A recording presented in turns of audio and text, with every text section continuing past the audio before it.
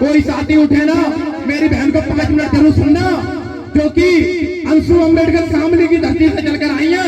मैं चाहूंगा कि बहन के सम्मान में एक बार जोरदार तालियां हो जाए, एक बार जोरदार तालियां हो जाए। मुझे लगता है आपके हाथों में जान नहीं है, कोई शामली की धरती से चलकर आया है, कम से कम उसका सम्मान तो कर दो। मैं चाहूंगा कि बहन अंशु अम्बेडकर जी आए, और बहन जी टाइम की हमारे पास बहुत ही कमी है, तो मैं चाहूंगा कि अपनी बात बहुत ही कम समय में रखें। आज की हमारी नेता, हमारी लीडर और मुझे प्रेरणा देने वाली मेरी बहन अंशु अम्बेडकर जी मुख्य अतिथि में बोलूंगा कि आए और समाज के बीच में अपनी बात रखें। धन्यवाद। सभी को मेरा क्रांतिकारी जय भीम। नींद आने लगी। 300 किलोमीटर दूर से 300 किलोमीटर दूर। जय भारत, जय संविधान। तो मुझे बड़ा ही अच्छा लगा। मैं लोगों की संख्या देखी तो दिल से इन महिलाओं के लिए सलूट निकलता है कि ये बहनें हमें सुनने के लिए आप लोगों से ज्यादा टाइम तक और ज्यादा संख्या में यहाँ पर बैठी है। तो मेरी मातृशक्ति को मेरा प्रणाम, जय भीम, और सभी भाइयों को भी मेरा दिल की गहराई से क्रांतिकारी जय भीम। मैं बहुजन समाज में जन्मे सभी संतों महंतों को नमन करते हुए भारत रत्न नारी मुक्ति दाता बाबा साहब भीमराव अम्बेडकर जी के चरणों में नमन करते हुए आइडल अपनी बहन जी मायावती जी को एक सल्यूट देना चाहती हूँ कि उन्होंने दलितों को 20 साल राज कराया। वैसे तो मैं अपना जो नेता है बड़े भाई एडवोकेट चंद्रशेखर आजाद जी को मानती हूँ, लेकिन लोग कहते हैं कि एक महिला घर से निकलकर आगे नहीं बढ़ सकती, वो एक गांव को नहीं संभाल सकती, एक क्षेत्र को नहीं संभाल सकती, वो एक जिले को नहीं संभाल सकती। और साथियों, आज वर्तमान में हमारी बहन जी कुमारी मायावती जीता जागता प्रमाण है उन लोगों के लिए जो लोग मातृशक्ति को कमजोर समझते हैं, जो लोग ये कहते हैं कि महिला सिर्फ घरों में अच्छी लगती है चूल्हा चौका करती हुई। नहीं, हम लोगों ने चूड़ी नहीं पहनी हर वक्त। अगर हम कलम उठा सकते हैं, झांसी की रानी भी बन सकते हैं, अपने हक और अपने सम्मान के लिए हम गर्दन कटा सकते हैं तो गर्दन काट भी सकते हैं।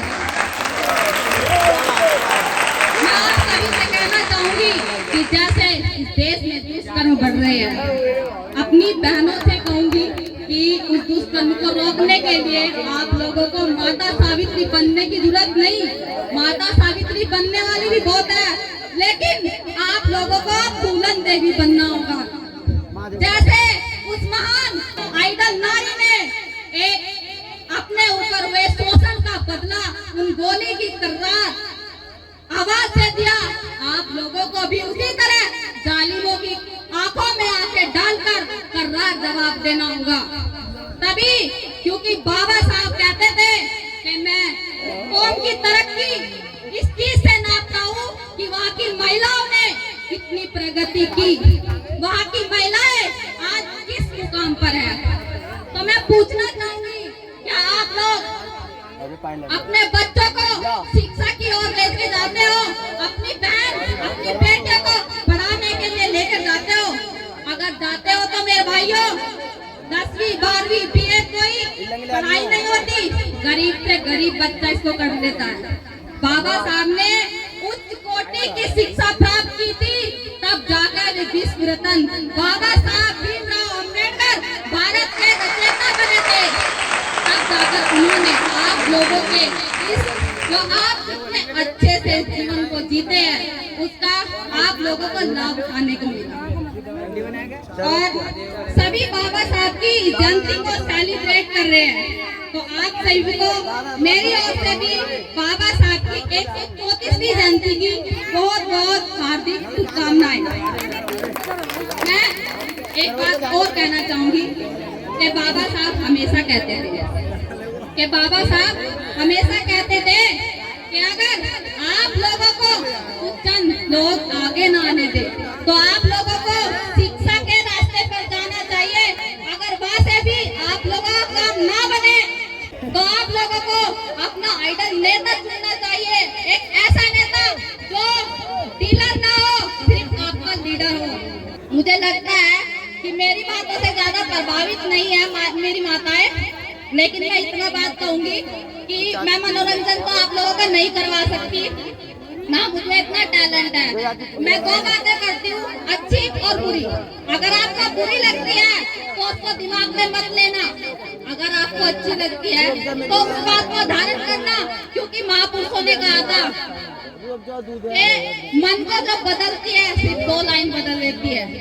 अगर आपने मन को वो 2 लाइन बदलती है तो उसको स्वीकार करना और पढ़ना, अपना नेता चुनना।